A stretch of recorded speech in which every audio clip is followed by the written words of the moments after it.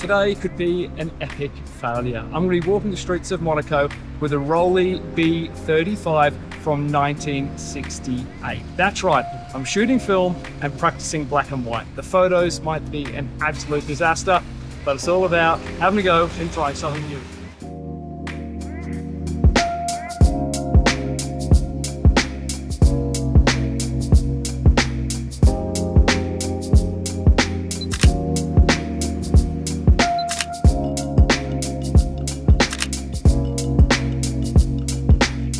So this camera is actually one of my dad's first cameras that he ever owned.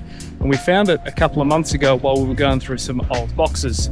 Now shooting film is quite expensive because they don't make the film anymore like they used to.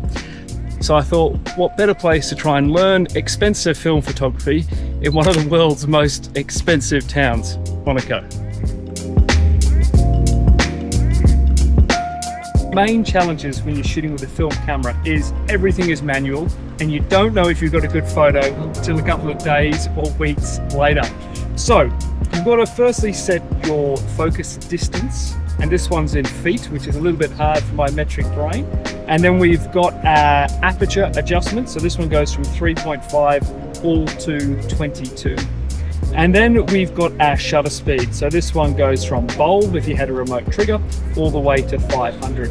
And that's the only controls I've got. The ISO is predetermined on the roll of film which you buy. This one was a 400 ISO, black and white. This camera does have a light meter on the top, which is kind of like a calculator. It's designed to help you determine whether the shot that you're going to take is exposed or overexposed, etc. And then give you some indication as to the settings that you want to use. But I've found this to be a little bit inaccurate. So what I've been doing is, if I'm not sure on the settings, then I'm using my digital SLR to take a photo first, get the settings right, and then try and replicate it on here.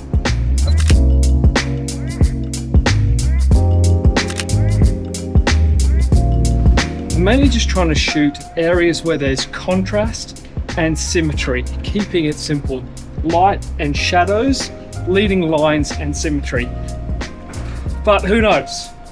This could all be an absolute waste of time.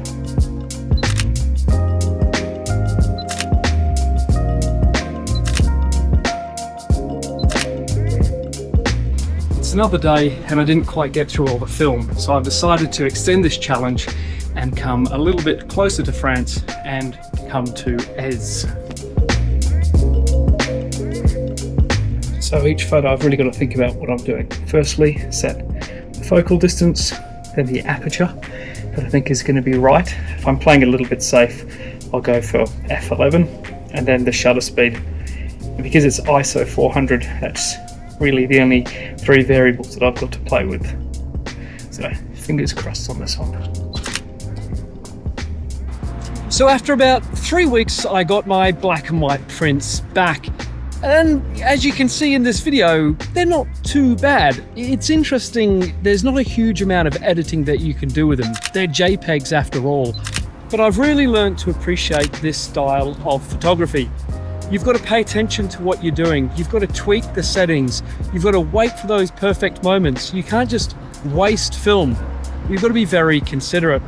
So my hat goes off to people who mastered this type of photography and were able to get some stunning images over history in this style. I've certainly grown an appreciation for it. I think I'll continue to shoot a bit of film photography from time to time and use it as an opportunity when I want to slow down and take a beat and maybe just enjoy things a bit more. And I got to tell you, I had a huge amount of anticipation for the 3 weeks waiting for the images to arrive. So I guess there's a sense of delayed gratification with this style. Anyway, if you've made it this far, thanks for watching the episode, and I'll see you in the next photo walk.